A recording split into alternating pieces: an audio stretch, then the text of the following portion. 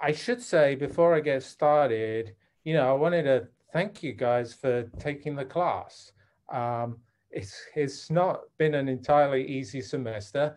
You've had to put up with, the way I think of it is like you're putting up with, your grandfather learning how to use a cell phone for the first time or something, with me trying to learn to use Zoom and all the other bits and pieces like Canvas. I've been, really impressed by how you stuck with the class, how you've completed all your assignments and all your efforts and accomplishments. So that's really been great. And it's just been a pity, right? I haven't been actually able to see you in class. We've just been working over Zoom. So anyway, thanks for taking the class. And I'm going to get on with working through the practice final. So I did solve it ahead of time, and I got some notes here. And what I'm going to do is just mark it up on the exam here. If I'm capable of doing that. Okay, so first multiple choice question says you walk from home to school and then back from school, then from school back to home. And we've got to compare your average speed for the trip and your average velocity for the trip. And pick which solution is the right solution. So let me just draw a sketch of the trip.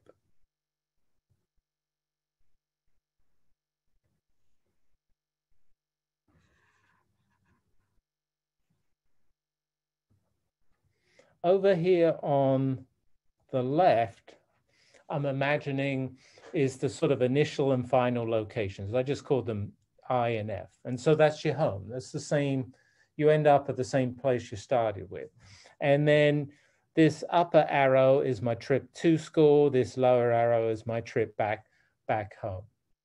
So for this trip, if I think about distance and displacement, well, distance is the number of meters that you've walked, or the number of feet that you walked, or number of miles that you've walked. So you've definitely walked to school and then walked back from school. So that's certainly greater than 0.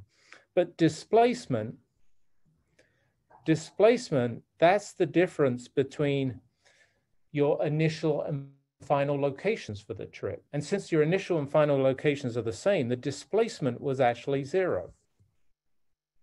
So that's distance and displacement. Well, distance and displacement determine speed and velocity.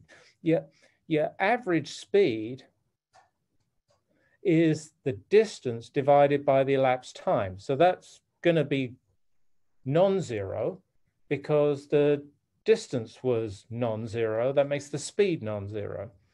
However, the average velocity, well, that average velocity is displacement divided by elapsed time.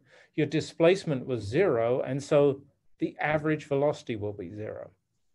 And so the correct answer, I can barely read it over here, is going to be that the speed is 0, greater than 0, but the average velocity, that is 0.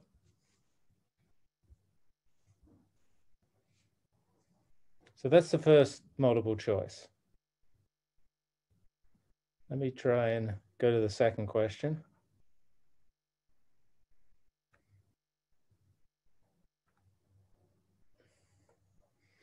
In this question, it says, Tarzan swings to and fro on a vine. At the lowest point of his swing, the vine's tension is, and we've got to answer pick a particular response for the vine's tension. Is it greater than the weight? Is it same as the weight? Is it smaller than the weight of Tarzan, or is it 0? So to answer that, let me just draw a sketch of the forces acting on Tarzan, because I think that will help us. So here's spherical Tarzan. And one force that's acting on him is his weight. And so here's Tarzan weight. It's acting straight downwards, vertically downwards, towards the center of the earth. A second force acting on him is the tension in the vine. And so here's the tension in the vine, and it acts vertically upwards along the length of the vine. Now you've noticed I've drawn the tension to be larger than the weight. And the tension is larger than the weight because the sum of these two forces is not zero when Tarzan is swinging on the vine. The sum of these two forces is non-zero when Tarzan's swinging on the vine because we need a net force towards the center of Tarzan's circular motion. So here's Tarzan's circular motion. We need a net force towards the center of the circular motion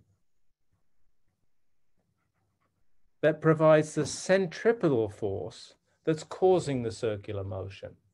So if Tarzan was just hanging on the vine, tension and the weight would be equal and opposite. But because Tarzan's swinging on the vine, the tension is greater than the weight. And that's how we get the centripetal force. So centripetal force is greater than the weight, this guy here.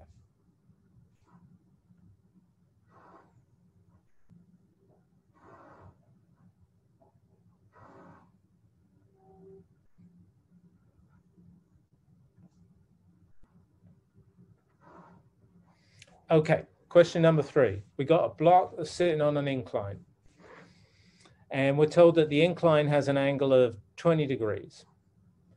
And we're told that there's static friction on the incline. Because the block sitting on the incline is sitting on the incline because of the influence of the static frictional force. And we got to compare that static frictional force to the force of gravity that's acting on the block and the normal force that's acting on the block, and assess whether that frictional force is bigger or smaller than the gravitational force and the normal force. So the way I did this was to sketch out the forces. So I started with gravity. Oh, what's going on? Here's the gravitational force. It's vertically downwards.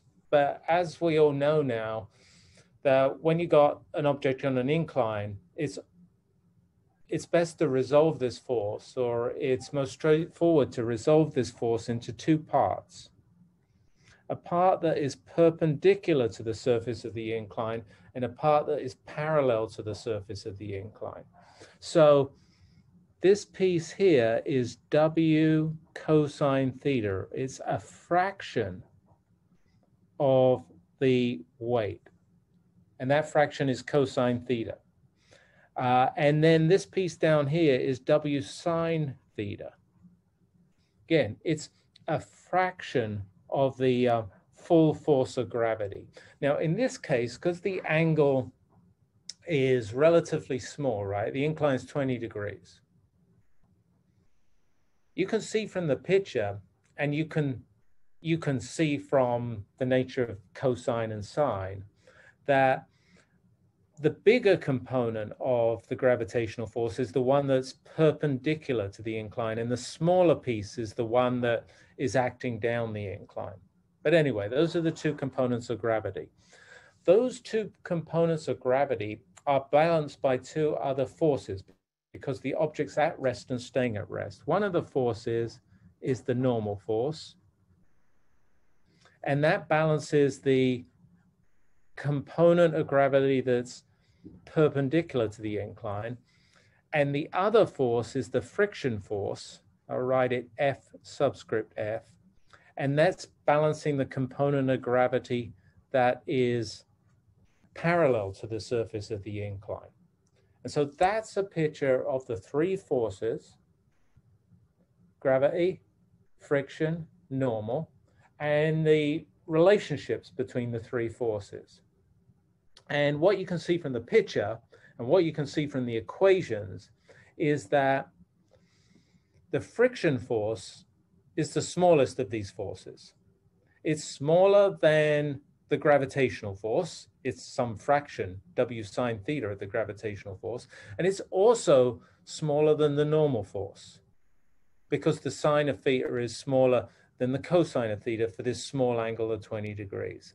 And so the correct answer here is that the friction force is smaller than both the block's weight and the normal force on the block.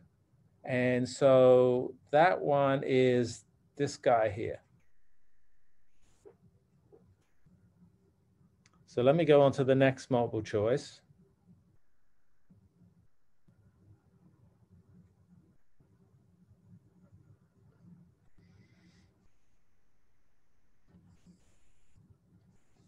In this question, we're imagining you pushing a crate across a horizontal floor. Now it's a rough floor, meaning that there's friction on the floor. And you're pushing this crate across this rough floor at a constant velocity. And we've got to remark on or figure out the signs of the work done by three forces that are involved in this problem. There's a yaw force pushing the crate, there's friction force opposing the motion of the crate, and then there's the normal force of the floor on the crate. So let me first just draw those forces.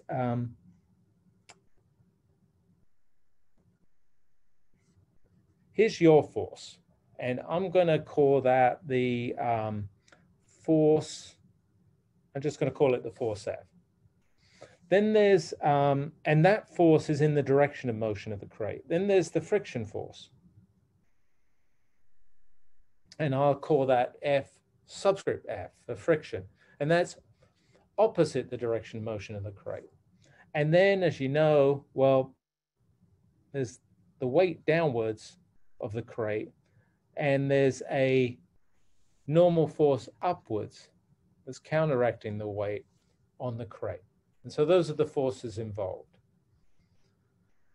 The directions of those forces with respect to the direction of motion of the crate determine the signs of the work done on the crate. So if a force acts in the direction of motion, it does positive work. If a force acts opposite the direction of motion, it'll do negative work. And if a force acts perpendicular to the motion, it's going to do zero work. And so in this case, the work done by you pushing the crate, that's positive. The work done by friction is negative. And the work done by the normal force is zero. And so this would be the correct answer to that problem.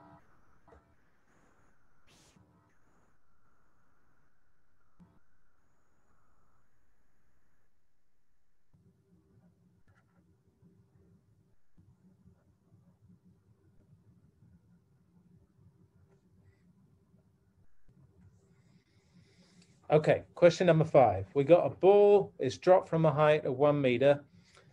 It falls vertically downwards towards the ground. It bounces back up off the ground and returns to a height of 0.8 meters. It's less than the original height of the ball. And we've got to consider the ball ground system. That's kind of our world in this problem, just the ball and the ground. And we're going to consider that collision between the ball and the ground. So we're considering the moment that the ball strikes the ground. And we've got to remark on whether in that collision, whether energy is conserved, kinetic energy is conserved, and whether momentum, linear momentum is conserved. So let's talk about those two things one by one. Let me just draw a quick sketch here. So here's the ground. Here comes the ball falling downwards. Here comes the ball bouncing back upwards. Now, let's start with momentum. In the collision, there were forces acting. The ball exerted a force on the ground, and the ground exerted a force on the ball. That means that the ball's momentum is changed, and the ground's momentum is changed because forces transfer momentum. But because this is what we call a kind of closed system with no external forces other than the forces between the ball and the ground, overall, the change in momentum of the ball is balanced by a change in momentum of the ground. And the total change in momentum is zero. And so momentum is conserved in this collision. However, kinetic energy is not conserved in this collision, and you can see it. You can see it because the ball doesn't return to the same height that the ball was dropped from. If it doesn't return to the same height, if it returns to a lower height, it means that the ball after the collision has a lower speed than the ball before the collision. And so there's a loss of kinetic energy in this collision. Now, it doesn't mean that energy overall is not conserved. That lost kinetic energy has gone into other forms of energy. It's gone into heat energy and it's gone into sound energy, for example. But in answering this question, the linear momentum was conserved at the ball ground system, but the kinetic energy was not conserved. And so the answer to that is momentum is conserved, kinetic energy is not.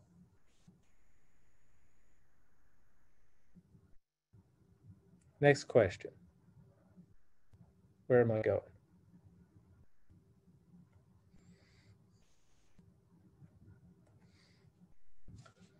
Okay.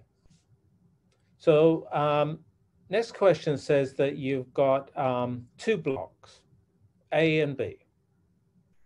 And we're told that A, we're told that A has half the mass of B, and it has twice the momentum of B. And based on that information, we've got to compare the kinetic energies of blocks A and B. So let's see if we can do that. So I'm just going to write down that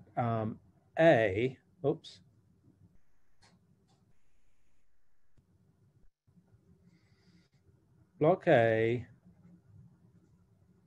has half the mass of block B. That's one piece of information we're given. And then block A has 2 times the momentum of block B. So those are the 2 bits of information we're given. Now, immediately I can see another thing based on these 2 relationships. Momentum is mass times velocity. So if A has got half the mass of B, but it's got twice the momentum of B, it must be that A's velocity is 4 times B's velocity. And so I just noted that. We were told about the mass, we were told about the momentum. The only other thing in the relationship between mass and momentum is velocity. So it tells me that the velocity of A is 4 times the velocity of B.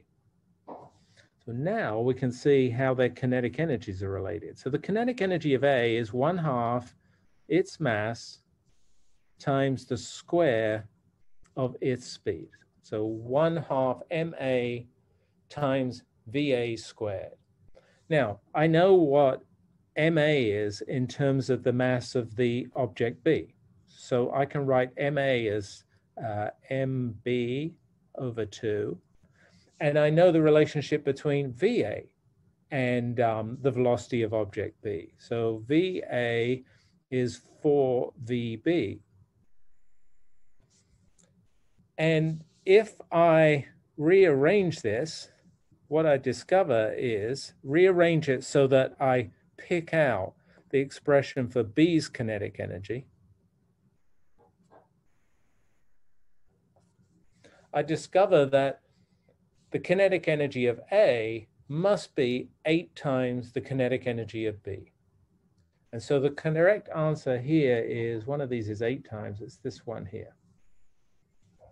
So what we figured out is because A had half the mass, but 4 times twice the momentum, it actually has 8 times the kinetic energy.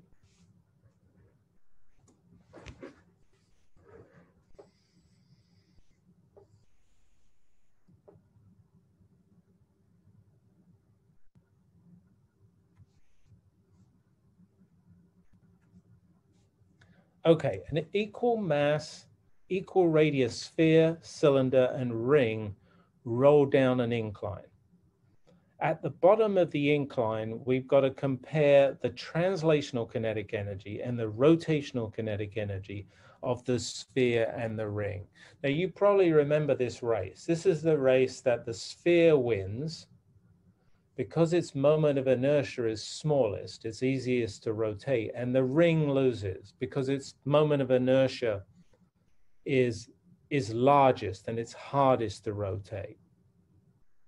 The consequence of the ring having a greater moment of inertia and the sphere having a smaller moment of inertia is that the ring at the bottom of the incline will have a larger fraction of rotational kinetic energy associated with the rotation, and a smaller fraction of translational kinetic energy.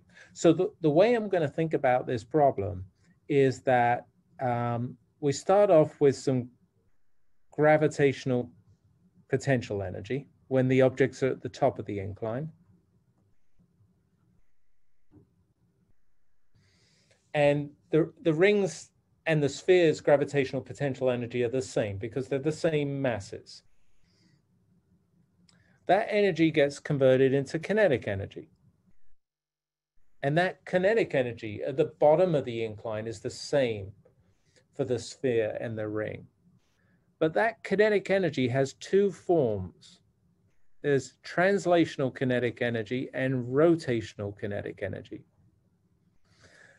And the sphere has more translational kinetic energy. It has less rotational kinetic energy. It has the same total kinetic energy as the ring. The ring has more rotational kinetic energy and less translational kinetic energy. So if I look through this, the possible solutions here, I'm looking for the sphere's translational kinetic energy is larger, and the sphere's rotational kinetic energy is smaller. And so that's this bottom answer here.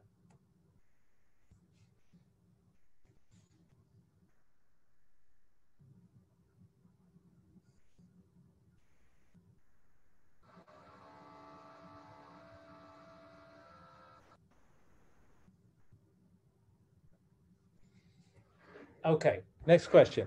So question 8 is about universal gravity. And if you remember, universal gravity was Isaac Newton's discovery that all objects with mass interact gravitationally with one another, exert gravitational forces on one another.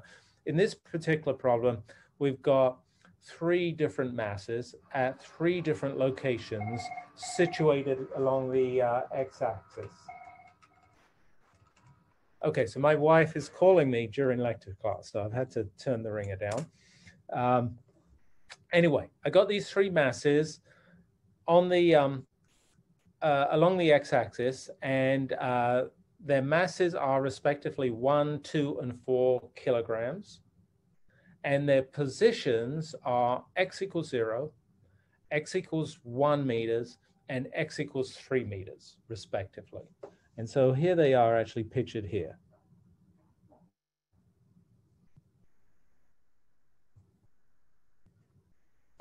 And we're asked about the force on the gravitational force on the center mass, the 2 kilogram mass, due to the interactions, the gravitational interactions with the 2 other masses. So let's see if we can figure out, is that net force from the 2 other masses, the 1 kilogram mass, the 4 kilogram mass, is it to the left or is it to the right, or is it 0 or some other possibility? So I'm going to do it just by sketching out the forces. So let me imagine, oh, it's going to be wrong. Let me imagine this is the force, the attractive force of the 1 kilogram mass on the 2 kilogram mass. So that 1 kilogram mass is attracting the 2 kilogram mass to the left. And this is the force arrow. And that arrow represents the direction of the attractive force, is towards the left, and the size of it. Now, how's the how's the force of the 4 kilogram mass on the 2 kilogram mass? How's that's going to look in comparison? Well, firstly, you know, it's going to be attracted. So the 2 kilogram mass is attracted by the 4 kilogram mass. And now let's think about, are those forces different in size or are they the same size? Okay, there's two ingredients that is going to determine their sizes. So one is the size of the 4 kilogram mass versus the 1 kilogram mass. That would make, if that was the only difference, that would make the force of the 4 kilogram mass 4 times bigger than the force of the 1 kilogram mass. But there's a second difference. The 4 kilogram mass is 2 meters from the 2 kilogram mass, whereas the 1 kilogram mass is 1 meter from the 2 kilogram mass. So the 1 kilogram mass is twice as close, or the 4 kilogram mass is twice as far. Now, if you remember, the universal law of gravity is an inverse square law of force. If you double the distance, you actually divide by 4 the strength of the force. So in this case, we've got 4 times the mass for the 4 kilogram mass. That would make the force 4 times bigger, but we got 2 times the distance. That actually makes the force 4 times smaller. So these two forces on the 2 kilogram mass from the 1 kilogram and the 4 kilogram mass, they're actually the same size. And so since they're actually exactly the same size and they're in exactly opposite directions, one to the left and one to the right, the total force here, the sum of the forces, that's 0. And so 0 is the correct answer to this problem.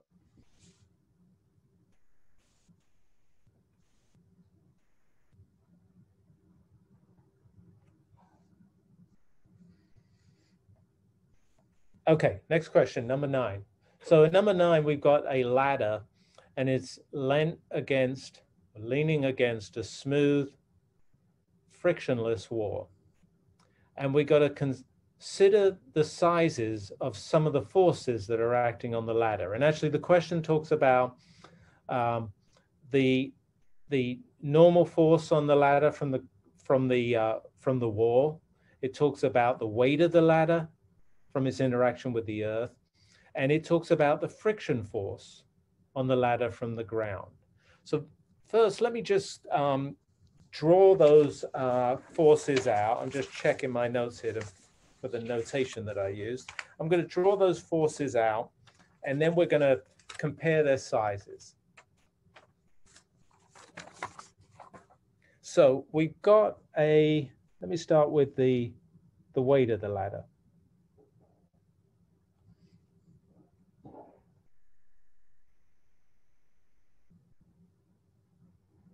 Here's the weight of the ladder. It's a downwards force that's determined by the mass of the ladder. So that's pulling the ladder downwards. That's actually balanced by an upwards force. It's an upwards force from the ground. And so it's a normal force from the ground. I'll call it N subscript G. And those two forces balance out. And then we've got a force exerted by the wall. Now the wall is smooth, meaning there's no friction between the wall and the ladder. There's just a normal force between the wall and the ladder, and I'll call that NW. And that's pushing the ladder towards the left-hand side. And so there must be if the ladder's staying at rest, there must be a force on the ladder towards the right. There's a frictional force on the ladder towards the right, and that's from the ground. And so those are the forces that are acting on the ladder. And if you look at those forces, you know there's sort of 2 pairs there. There's a left-right pair. So the wall is exerting a force towards the left, and the ground is exerting a friction force towards the right. And that pair are equal and opposite, which stops the ladder from sliding left or right. And then the other pair is the weight downwards due to the mass of the ladder and the normal force of the ground upwards. And those two forces are also equal and opposite, which stops the ladder falling downwards. And so if I look through the possible answers here, the second answer, the wall's normal force, no, the third answer, the wall's normal force is equal to the ground's frictional force. So those two forces are equal and opposite one another. So this is the correct answer here. I'm actually reading this question now, and I think I should have worded it a little bit better. I should have said this, compare the sizes. Oh, I do up here. Okay. I'm second guessing myself. I mean, I do that constantly. Consider the sizes of the forces acting on the ladder. So the size of the wall's normal force is equal to the size of the ground's frictional force. Their directions are opposite one another. One's left and one's right. That's why they cancel each other out. But their sizes, their magnitudes are the same.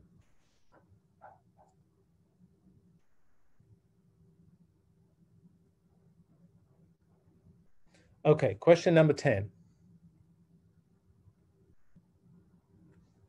So question number 10 says, consider the periodic motion of a mass on a string. And we got to answer some questions about whether the period increases or decreases when you change the mass and when you change the spring constant. One way to, solve this problem is to think about that actual equation for the period of a mass oscillating to and fro on a spring. It's this equation here. In that equation, the mass is in the numerator. The period gets longer the greater the mass, because the mass has got more inertia. In that equation, the spring constant's in the denominator. If you get a stronger spring, it's easier to pull the mass to and fro, so the period shrinks. So if you increase the mass, the period's going to increase. If you increase the spring constant, the period's going to decrease. And so I think that's the first one. It's this guy here. Increasing the mass increases the period. Increasing the spring constant decreases the period.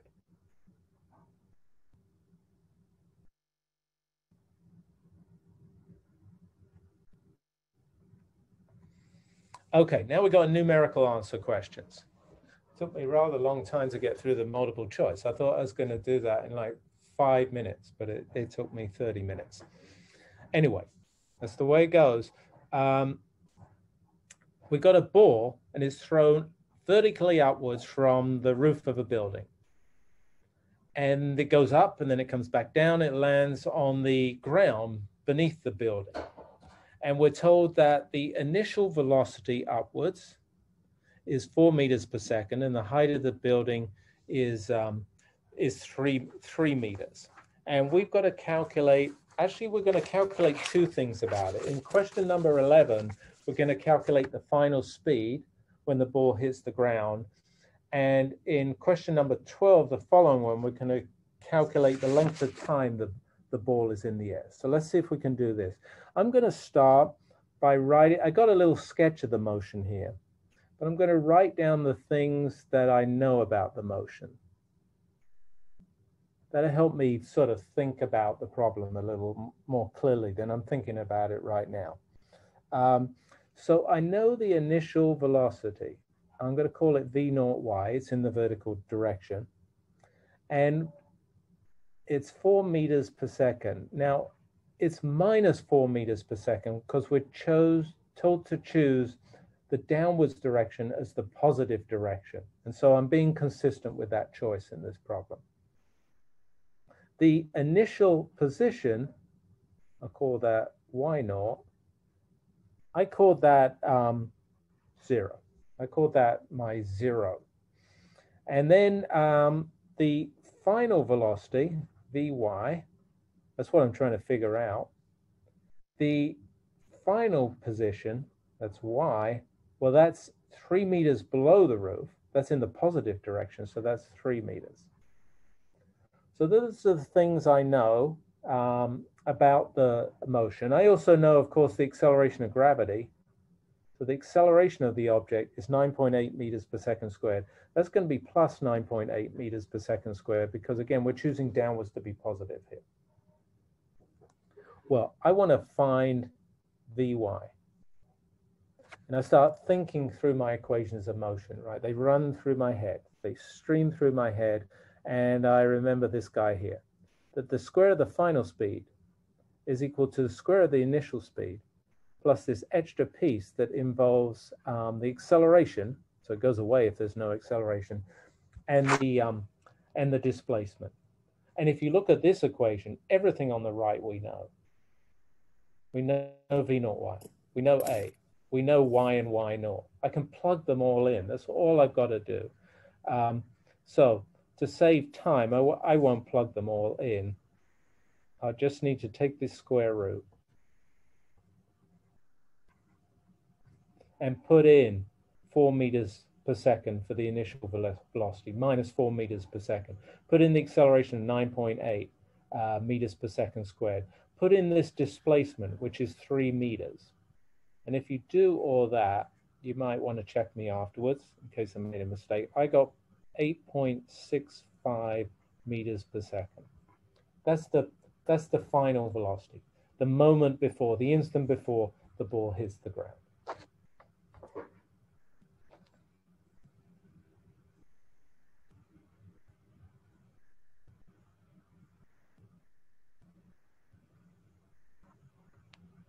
So the second part of this problem says, so concerning question 11, so following on question 11, calculate the time in seconds for the ball to hit the ground, from the moment it's released to when it hits the ground. So let's see if we can do that. Again, that's a matter of thinking about our equations of motion. And for this one, I'm going to use the equation of motion that the final velocity, which is something we now know, so Vy equals the initial velocity, V naught y, plus AT. So if we now think about that equation, I know the initial and final velocities. I know the acceleration of gravity. The only thing in this equation I don't know is the time elapsed.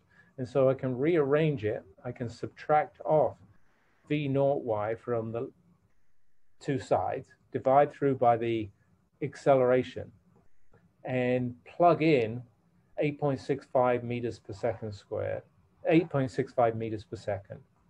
Plug in, got to be careful about the signs here. This is going to be minus 4 meters per second, and divide by the acceleration. So if you do that, I got, in the numerator, I got 12.65 meters per second. In the denominator, I got the acceleration of gravity, 9.8 meters per second squared. And the time came out to be 1.29 seconds. So that's the answer to question number 12.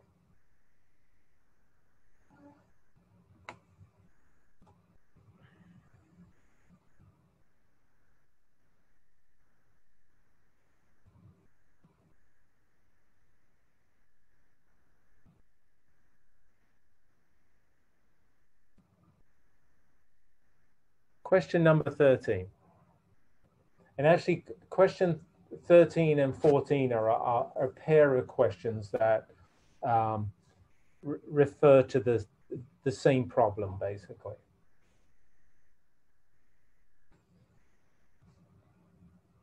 So question number 13 says, we've got a block of mass 1.8 kilograms. It slides down a frictionless 10-degree incline. We got to figure out the acceleration of the block.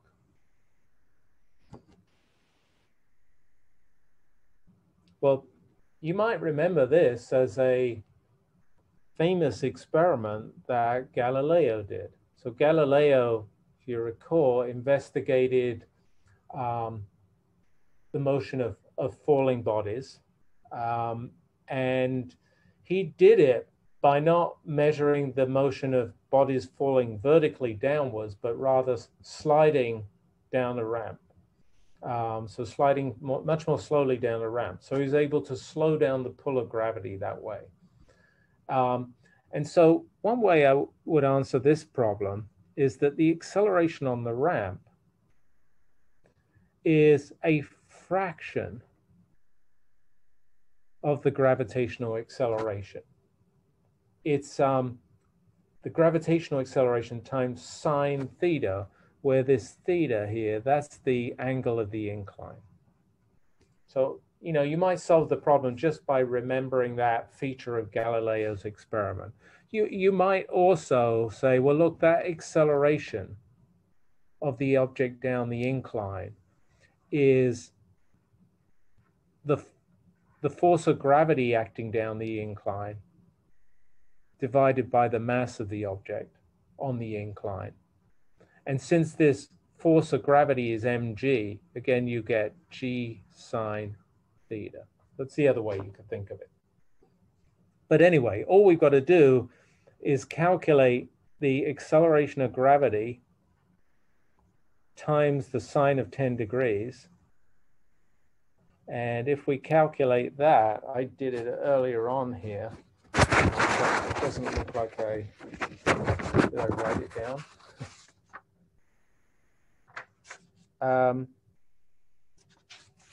I actually didn't write it down, but let me quickly do this for us over here, if I'm capable.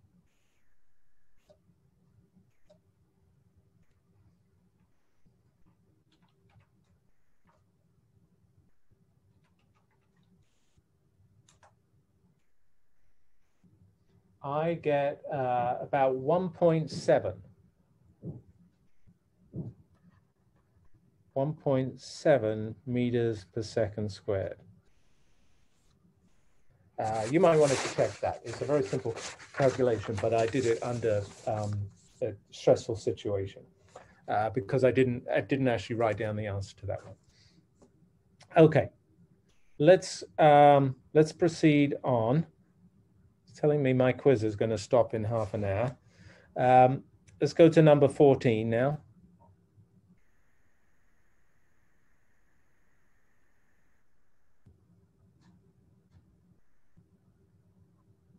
And in 14, it says, figure out the magnitude of the normal force for the block on the incline. Let's just return to that picture of the block on the incline.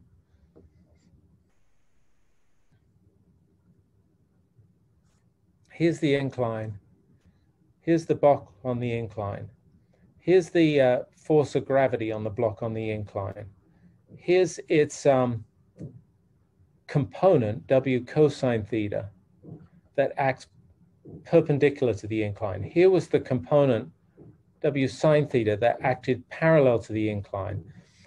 It was this piece, W sine theta, that gave us the acceleration of the object down the incline. It's this piece, W cosine theta, that the normal force must balance.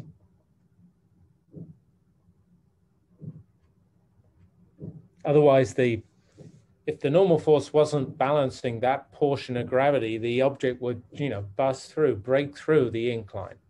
And so to calculate the normal force, I'll do it over here on the right, we've just got to calculate the weight and multiply it by the cosine of the angle of the incline. So that's mg times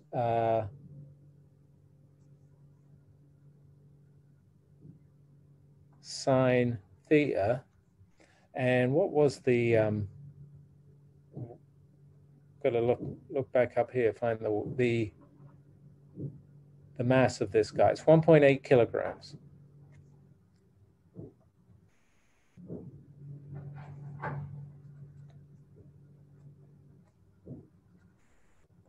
So 1.8 kilograms. Oops, I made a mistake here.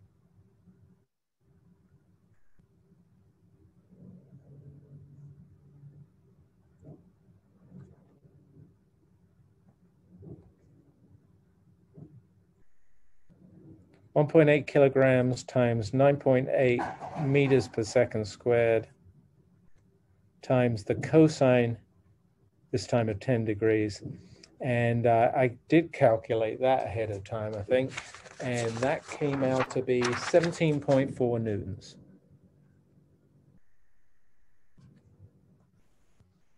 And so that's the answer to question 14.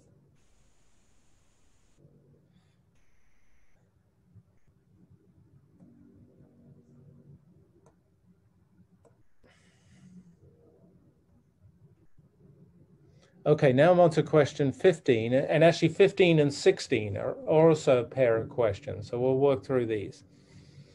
In question 15, we're told that we got an arrangement of 2 springs and 2 masses, and you can see them in the figure here that's accompanying the problem. So here's mass number 1, and it's the lower mass, that's 2 kilograms. Here's mass number 2, it's the upper mass, it's twice as big, 4 kilograms. And here's spring known as spring number 1 and spring known as spring number 2. And we got to calculate, in this problem and the next problem, we're going to calculate the tension in the 2 springs. And so let me calculate those tensions in those 2 springs, or the spring forces associated with the two springs. Let me do spring number 1 first. So spring number 1. Well, the way to figure out the spring force or tension in spring number 1 is to think about the forces that are acting on this mass that is supported by spring number 1.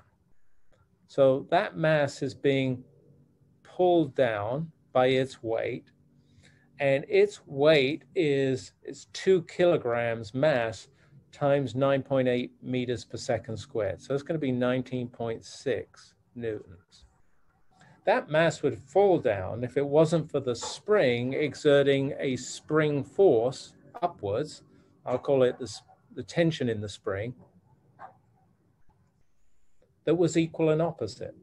So that tension force in the spring must be equal and opposite the force of gravity on the mass, and so it too must be 19.6 newtons. And so that's the answer to question 15. The tension in the spring is the 19.6 newtons, or the force exerted by the spring is 19.6 newtons. I might change the wording of this to say the force exerted by the spring rather than the tension in the spring, but they actually mean the same thing. But I probably haven't used before, called it the tension in the spring. I've called it the force exerted by the spring.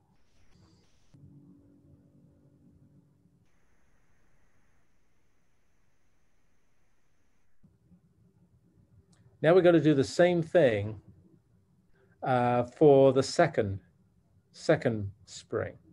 So let me do that. So spring number 2.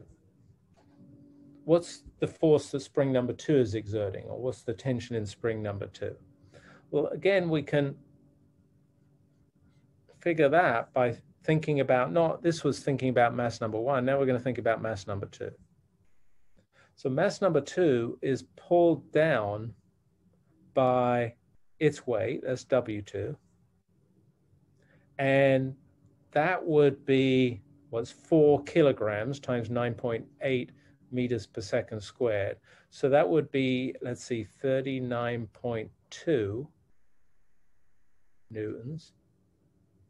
But it's also pulled down by this spring.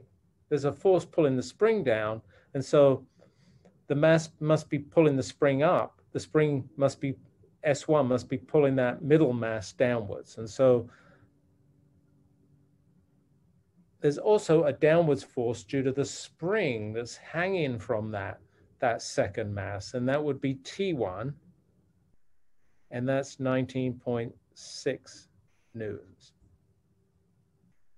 And so the tension in spring number 2, or the force exerted by spring number 2, is going to be the weight that it's supported, which is the weight of mass number 2, plus it's also got to support the force that's being exerted by spring number one. Equivalently, you can think of it, it's also got to support mass number one. It's supporting both masses.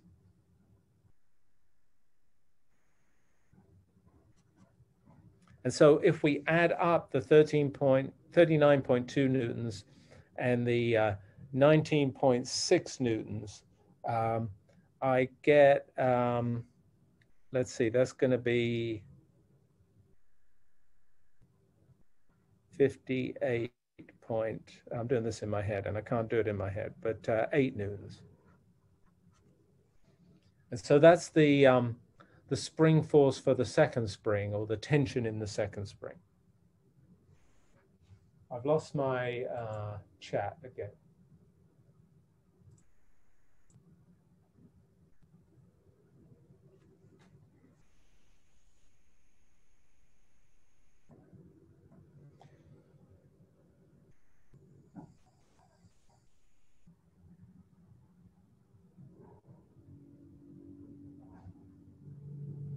Okay, question 17.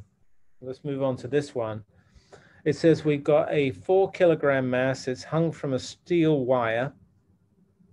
We're told the diameter of the wire, we're told the length of the wire, we're told the Young's modulus of the wire, and we're told the tensile strength of the wire. We're told all those numbers, and we're told that as I say, a 4 kilogram mass is suspended from this wire. And there's 2 questions here. Again, there's 17 and there's 18. In 17, we're going to figure out how much the wire stretches due to the 4 kilogram mass. And in 18, we're going to figure out what mass would actually snap or break the wire. So let's see if we can go ahead and do that. So the first thing I actually calculated, because we need it, was the cross-sectional area of the wire. Because we're going to need that when we think about the forces and the strain on the wire. So let me just do that first, just telling you that I need this. And the cross-sectional area is this pi times the square of the radius. And we know the radius is half a millimeter. And if you calculate this area, I got 7.8 times 10 to the minus 7 meters squared. So meters squared is a tiny number. Anyway, this is something I'm going to use. So to calculate the amount that the wire is stretched, I use that relationship that we met in class between strain, stress, and the elasticity, or Young's modulus. So I'm just writing it down here. Here it is. So here's the elasticity, that's Young's modulus. We gave it the symbol Y. The strain is what causes the stretch. It involves the force, that's in the numerator. It's force over area. The strain is in the denominator, and that's the result of the stress. And it's the elongation of the wire here.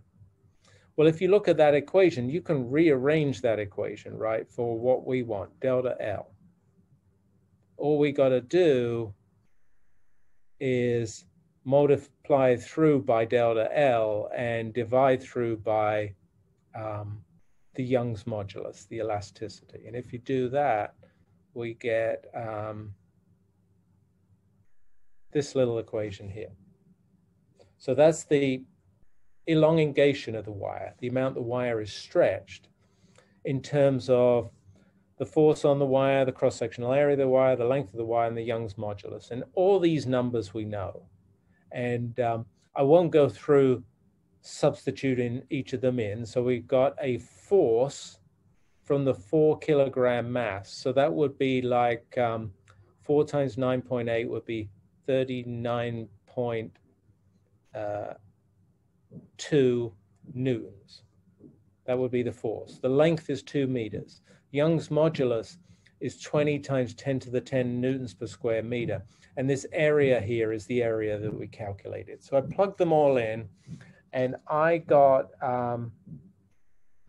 1.2. I got 1.2 times 10 to the minus 4 meters, which is, let me write it in millimeters because it's easier.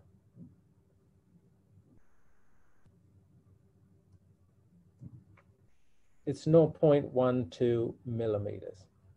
And actually, be careful in some of these questions. I asked you to answer this question in millimeters. And so that's the amount that the wire has stretched. So you've got 2 meter long wire, you put on this mass on the wire, and it stretches just a little bit, 0.12 meters. The second part of this problem asks us about when the wire will break.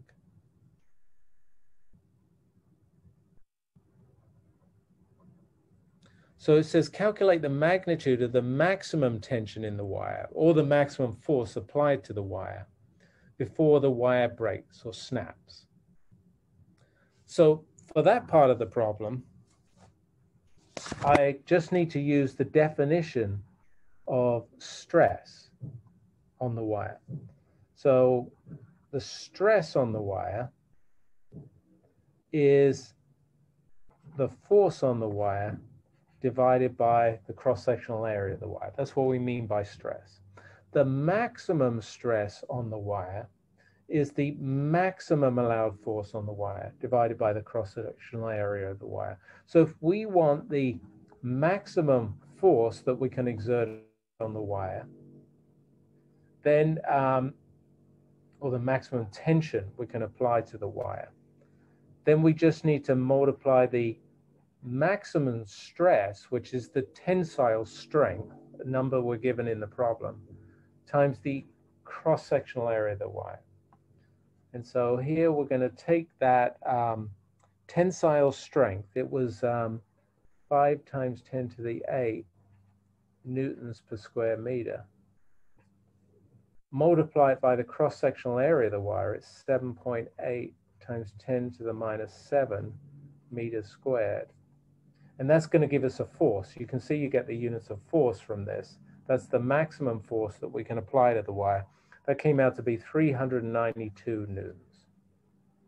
So the wire wouldn't have snapped with that 4 kilogram mass when we applied it to wire. It just stretched a bit. But if we applied something like a 10 kilogram mass to the wire, then it would have lightly snapped. Anyway, here's the answer to 18, and this was the answer to 17. Let me go on to 19.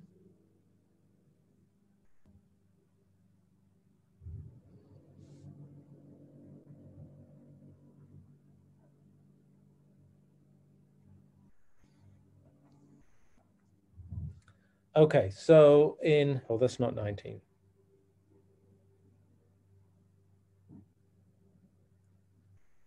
Here's 19. Actually, 19 and 20 are also a pair. So in 19 and 20, we're imagining putting a 1.6 kilogram block of wood into, say, a tank of water, and it's floating in the tank of water. And we're told that 60% of that 1.6 kilogram block of wood, 60% of it is submerged below the surface of the water. 40% of it is above the surface of the water.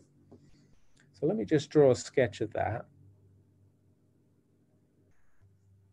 Here's the block of wood, and here's the water, and 60% is below. And the first problem says, calculate the buoyant force that's acting on the block of wood from the water. Well, to do that, let's just think about all the forces that are acting on the block of wood. There's the weight of the block of wood downwards. And that's determined by the mass of the block of wood. That's 1.6 kilograms, and the acceleration of gravity. And to figure out that weight of the block of wood, we just got to multiply those two things, and it comes out to be 15.6 newtons. The other force that's acting, and it's upward, is the buoyant force acting on the block of wood. And because the block of wood is just floating there in the water, that buoyant force is exactly balancing the weight of the block of wood. So that buoyant force is equal to the weight of wood, I'm going to put a W on here, the word. And so that buoyant force is 15.6 newtons. And so that's the answer to question number 19. Question number 20 then asks, what's the weight of water, so this region of water, that got pushed out of the way when we put the wood in the tank of water? So what's the weight of water? Well, that's answered by Archimedes' principle.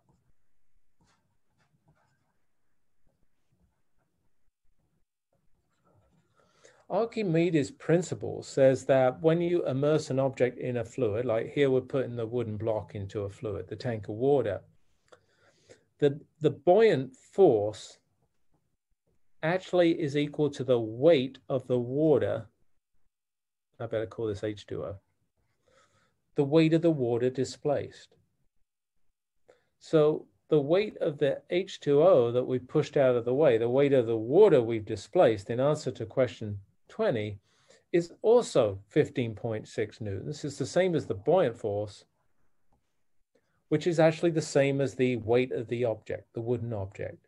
So that's kind of interesting that when you have an object that's floating in water, the weight of the object itself is equal to the buoyant force that's being experienced by the object from the fluid.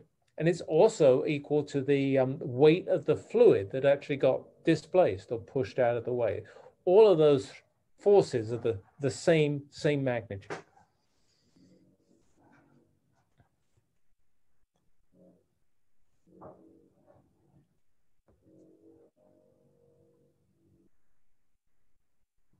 Okay, so now we're on to question 21.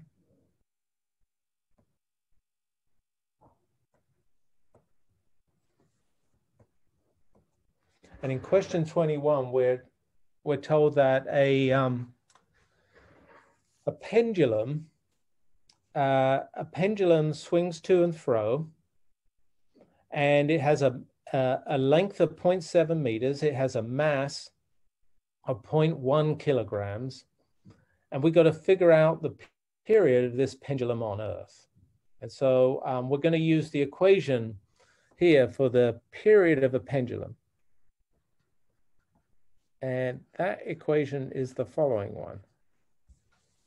T is the period, 2 pi, it's just a numerical factor. And then we got the square root of the length of the pendulum, which we know is 0.7 meters. And the acceleration of gravity, where the pendulum is located. And in this part of the problem, that's the acceleration of gravity on Earth. And the equation makes some sense, right? The longer the pendulum, then the longer the period. The larger the acceleration of gravity, then the shorter the period. And that's because, you know, if there's more acceleration of gravity, there's a bigger restoring force that will pull the pendulum bob or pull the pendulum mass back towards the equilibrium. So that's why gravity is in the denominator of the equation for the period. Anyway, we know L is 0.7 meters. We know G is 9.8 meters per second squared. We can just plug them in. I won't write out the numbers, but if you do the calculation of what the period actually is, I got 1.67 seconds. And so that's the period of the pendulum on Earth. The second part of this problem, that's question 22, says now imagine this was the period on Earth. I put a little e on it. And I put a little e on the acceleration of gravity. It's acceleration of gravity on Earth. Let's take the pendulum to the moon. Why don't we do that? What's the period of the pendulum on the moon? Well, it's the length of the pendulum. That's still the same. But now the restoring forces are going to be smaller because the, oh, didn't mean to do that. And can I undo that? Oh, that's a shame. I don't know how to undo that. Oh yeah, there is undo. What I'm trying to do is remove that little e. That little e should be a little m. because this is the equation for the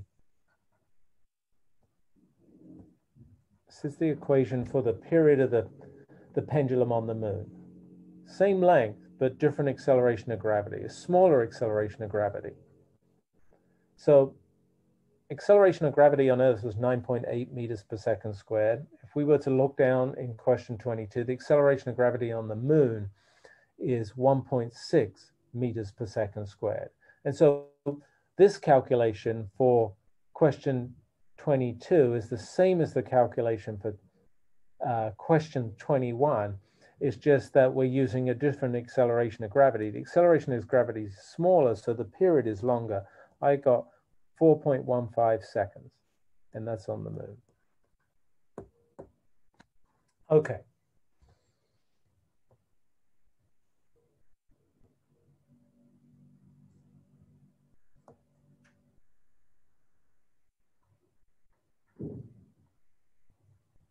So now I'm on to the last two questions on the exam, and these are the two long questions, questions 23 and 24. So let me just work through those. So here's question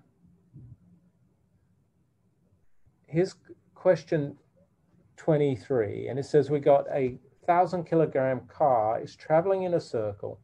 The radius of the circle is 12 meters. The speed it goes around the circle is 22 meters per second.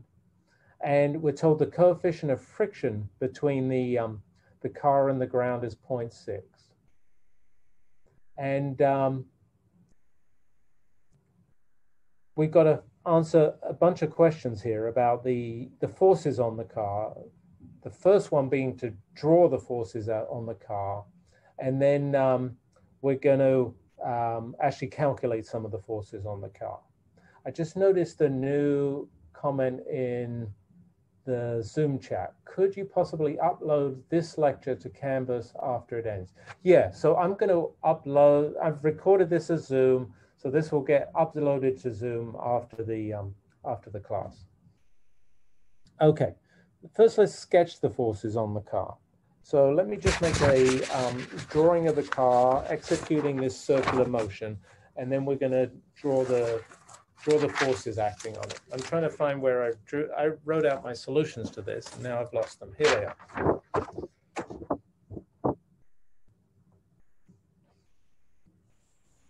Here's the circular motion of the car. Here's the 12-meter radius of the circle. Let's imagine at this moment the car's over here and it's traveling at 22 meters per second. That's the speed. There are three distinct forces that are acting on the car. There's the weight of the car, and that's acting vertically downwards. And that, of course, is mg. There's a normal force acting on the car. That's balancing, counteracting the weight of the car. That's the road acting vertically upwards on the car. And so that will be equal in magnitude to the weight of the car. And then there's a friction force that's acting towards the center of the circle. And importantly, that frictional force is the force that's providing the centripetal force that causes it to travel in this circular path. So the key thing in thinking about the circular motion is really the friction force. It's that friction between the car tires and the road and the car tires, that's pushing inwards, exerting a force inwards towards the center of the circle, that's causing a net force or a centripetal force that allows the car to execute this circular motion. Okay, so that's the picture. Now let me answer the question. So part B says, what is the centripetal force? Well, that's pretty easy since we know the mass of the car, 1,000 kilograms, the speed of the car, 22 meters per second, and the radius of the car's circular path. We know mv and r. I won't write them all in here, but you can plug them all in. 1,000 kilograms times 22 meters per second squared divided by 12 meters. I got 40,000 300 newtons, roughly. That's the centripetal force. Part C says, what is the frictional force? Well, but we just argued that the centripetal force is provided by the frictional force. So the frictional force is, since we knew the speed of the circular motion and the radius of the circular motion and the mass of the car, the frictional force is just the centripetal force. So it too is 40,300 newtons. And then finally, we're asked to figure out the normal force on the car. Again, we can consult our little picture here that describes how the forces are working. The normal force is balancing the weight of the car. The weight of the car is mg. And since we know the car's a 9,000 kilogram car and the acceleration of gravity is 9.8 meters per second squared, this would be 9,800 newtons. And so that's the answer to that problem.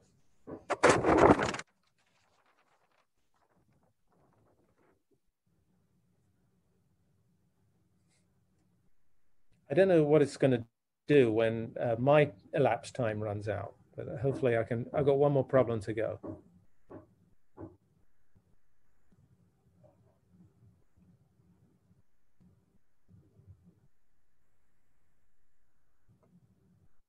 Okay, last problem. We're told that a rock is placed in a tank of, immersed in a tank of water. We're told that the rock's true weight, mg, is 14.0 newtons, and its apparent weight, when it's immersed in the tank of water, is lower, is just 9 newtons. And then we've got to answer some questions about the buoyant force on the rock, the mass, the volume, and density of the rock. Let me just draw a sketch of the object in the tank of water. So here's the water, the waves in the water. Here's the object being supported in the tank of water. Let me draw the forces on that object. So there's a force of gravity downwards, and that's the true weight. There's a tension force in this string that's acting on, let me draw it somewhere else.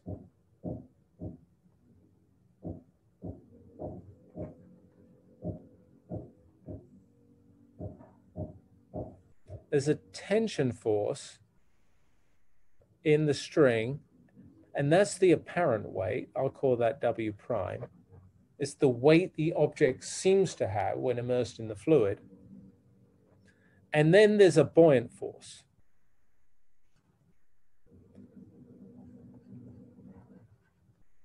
And that buoyant force is equal to, by Archimedes' principle, the weight of the water that got displaced. And so that's a picture of all the forces that are involved in this problem. So now we can, with this picture in mind, we can answer the various questions over here. First question, calculate the magnitude of the buoyant force on the rock. Well, if you look at the picture, this rock is immersed in the water. There's a downwards force of gravity acting on the rock. There's the tension in the cable or the string that's acting on the rock. That's the apparent weight. And then there's a buoyant force. The buoyant force must be the difference between the true weight and the apparent weight of the rock. So if these forces add up to 0, the downwards true weight of the rock is balanced by the combination of the upwards tension in the string and the buoyant force. And if you rearrange that, the buoyant force must be the difference between the true and the apparent weights. So that's the difference between 14.0 newtons and 9.0 newtons. And that comes out to be 5 newtons. So that's part A. Part B, calculate the mass of the rock in kilograms. Well, that's actually easy. And forget about the rock being immersed in the water, underwater, and the apparent weight. Just focus on the true weight. The true weight of the rock is just mg. And so if we want the mass of the rock, we just got to take its true weight, divide by g. So that's 14 newtons divided by 9.8 meters per second squared. That's going to come out to be 1.43 kilograms. So that's the mass of the rock. Part C says calculate the volume of the rock. Okay, so let's calculate the volume of the rock. The way I calculated the volume of the rock is that the volume of the rock is, if you think about density, density relates mass and volume to density. If you rearrange density equals mass over volume, volume equals mass of the rock divided by the density of the rock.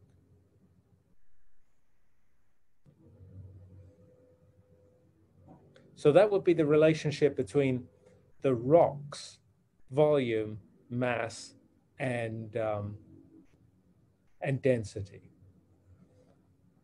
But that volume of the rock is the same as the volume of, oops, I got the captioner's notes have come up in front of me. I've got to get rid of them somehow. That volume of the rock is the same as the volume of water. So that's also the volume of H2O, which is the mass of H2O that got displaced.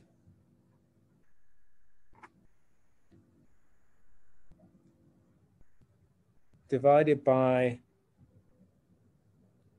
the density of H2O. And the mass of H2O that got displaced is the weight of H2O divided by the acceleration of gravity times the density of H2O. So that was all a bit of a mouthful, but we can calculate the volume of the rock because it's equal to the volume of the water. And the volume of the water is determined by the mass of the water or the weight of the water and the density of water, and we're given the density of water in the problem. And so all I've now got to do is substitute in the weight of water that was displaced. It's the buoyant force, so it's 5 newtons. Divide it by 9.8 meters per second squared. Divide it by the density of water, that's 1,000 kilograms per cubic meter. And this all comes out to be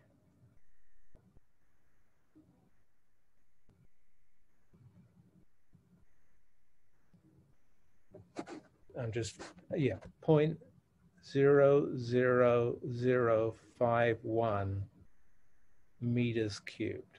Sorry, I'm cramming it in right over there. So that's the volume of the rock, and that's the volume of the water. Finally, I'm exhausted by this test, by the way. It's my own test. Calculate the density of the rock. Now we want the density of the rock. Well, the density of the rock is the mass of the rock times divided by the volume of the rock. That's the definition of density. The mass of the rock was 1.43 kilograms. The volume of the rock was the same as the volume of water. That's 0.00051 meter cubed. And that comes out to be 2,800 kilograms per cubic meter. And so that's the density of the rock.